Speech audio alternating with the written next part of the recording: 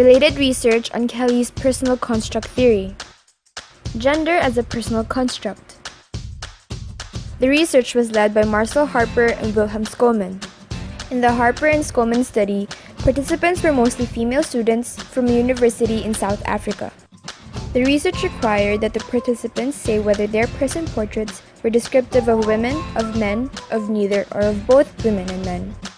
In the first stage of the rep test procedure, participants wrote down names of people who best represented one of 15 different role titles. In the second stage of the procedure, people who fit each role title were compared to each other in groups of 3, with 2 role titles being compared to a third. In the final stage of the procedure, participants rated role titles on whether they were more descriptive of women than of men than of women, or neither or both. Gendered ratings were scored 1, and non-gendered ratings were scored 0. Participants also completed a questionnaire concerning gender stereotyping and whether they applied gender stereotypes to strangers in social situations, and a questionnaire on sexist gender attitude.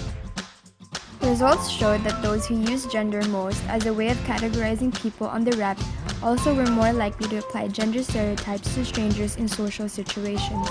These people also tend to limit their perceptions of friends, family members, and acquaintances along gendered lines. Smoking and self-concept. The rep test was used by Peter Weiss, Neil Watson, and Howard Maguire in 2 groups of college students, which included both smokers and non-smokers.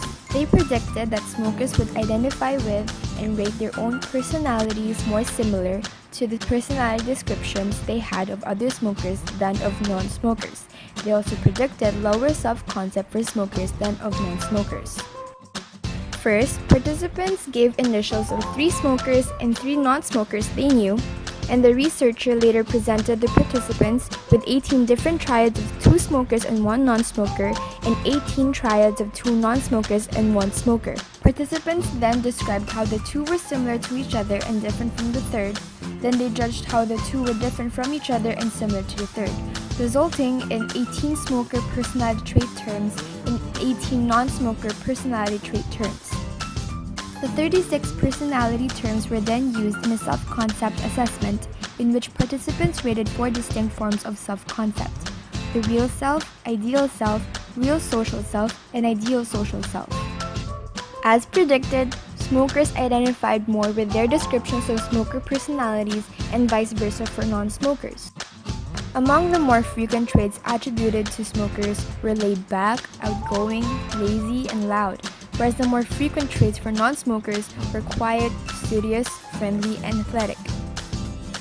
However, both smokers and non-smokers identified with and valued more highly the traits of non-smokers than of smokers. A main conclusion drawn by Weiss, Watson, and Maguire is that the rep test is a more valid and more individualized tool than standard questionnaire inventories. Created using Powtoon.